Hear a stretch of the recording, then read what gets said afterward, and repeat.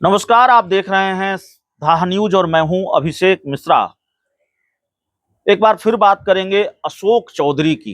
Ashok Chaudhary JDU के बड़े नेता, इसमें भी कहीं कोई शक नहीं, और नीतीश कुमार के करीबी, इसमें भी कहीं कोई शक नहीं।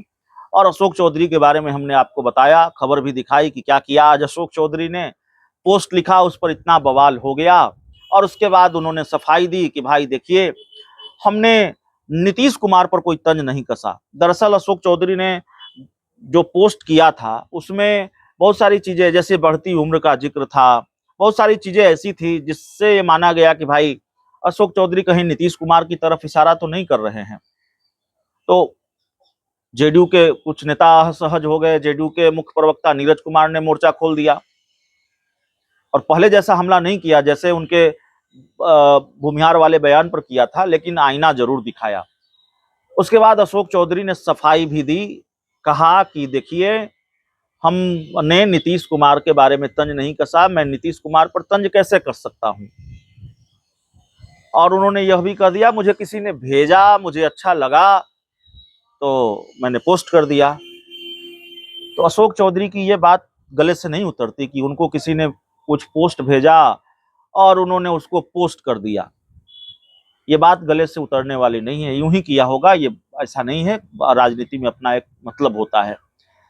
अशोक चौधरी की अगर बात मान लें, अशोक चौधरी की ही अगर बात मान लें कि उनका इशारा नीतीश कुमार की तरफ नहीं था, नीतीश कुमार पर उन्होंने कोई तंज नहीं कसा, उन्होंने कोई निशाना नहीं साधा, तो फिर अशोक चौधरी का इशारा किस तरफ था? क्योंकि किसी तरफ इशारा तो था, इसमें कोई शक नहीं है कि किसी तरफ इशारा था। तो अपने स्तर से हमने जो पता करने की कोशिश की, राजनीति के कुछ जानकारों से हमने बात की, अपनी जिज्ञासा को हमने शांत करने की कोशिश की कि अगर अशोक चौधरी के निशाने पर नीतीश नहीं थे या उनका इशारा नीतीश कुमार की तरफ नहीं था, तो किसकी तरफ था? तो ये पता चला, जो हम आपको बता रहे हैं, कि अशोक चौधरी के निशाने पर जेडीयू के एक बेहद वरिष्ठ नेता थे। बेहद वरिष्ठ नेता उनके निशाने पर थे, आगे भी रहेंगे, इस बात की भी गुंजाइश है। और हो सकता है कि उनकी तरफ इशारा करता हुआ ऐसा कोई हमला और सामने आ जाए, इसमें भी कहीं कोई दो राय नहीं है। नीतीश कुमार के बड़े करीबी नेता हैं, नीतीश कुमार की सरकार में बड़े रसूखदार मंत्री भी हैं, और वही अशोक चौधरी की आंखों में खटक रहे हैं, वही अशोक चौधरी के निशाने पर हैं। जो हमारी समझ है और जो जितनी जानकारी हमने जुटाने की कोशिश की है, और उसकी वजह यह है कि अशोक चौधरी को उन्होंने आईना दिखाया था। जो मीडिया रिपोर्ट्स के हवाले से खबर आई कि अशोक चौधरी के एक विज्ञापन को लेकर उन्होंने सवाल उठाए थे, गुटबाजी का आरोप लगाया था, आईना दिखाया था और नसीहत भी दी थी कि भाई ये विज्ञापन मत छपवाइए, आप दलित बस्तियों में जाइए, उससे पार्टी का भला होगा। आप समझ रहे होंगे मैं किस नेता और मंत्री की बात कर रहा हूं, ज्यादातर दर्शक समझ गए होंगे। तो वो अशोक चौधरी के निशाने पर थे, उनकी तरफ अशोक चौधरी का इशारा था, और उनको लेकर अशोक चौधरी ने शायद ये पोस्ट किया या उनको नसीहत दी। और उसके बाद अशोक चौधरी ने फिर ये लिखा कि कुछ तो लोग कहेंगे और लोगों का काम है कहना। तो जेडीयू में अभी जो स्थिति और परिस्थिति है, जितनी जानकारी हमें है, हमने जो जानकारी जुटाई है, राजनीति के जानकारों से भी बात हुई है, पार्टी सूत्रों से भी बात हुई है, तो अभी अशोक चौधरी और जेडीयू के कद्दावर मंत्री के बीच, जेडीयू के कद्दावर नेता के बीच ठनी हुई है, और भयंकर ठनी हुई है। यह टकराव छोटा मोटा टकराव नहीं है, भयंकर टकराव है।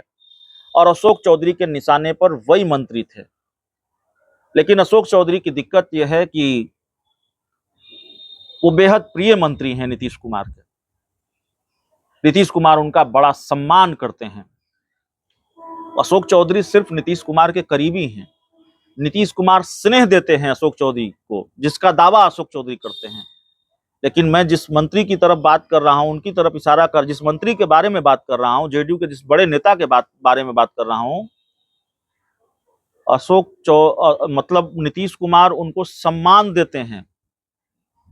और मैंने एक कहानी सुनी किसी वरिष्ठ पत्रकार से कि एक बार उस मंत्री ने, उन्होंने, जो मंत्री जी हैं, उन्होंने अपनी उम्र का हवाला देकर और कहा कि अब मैं आराम करना चाहता हूं, थक गया हूं।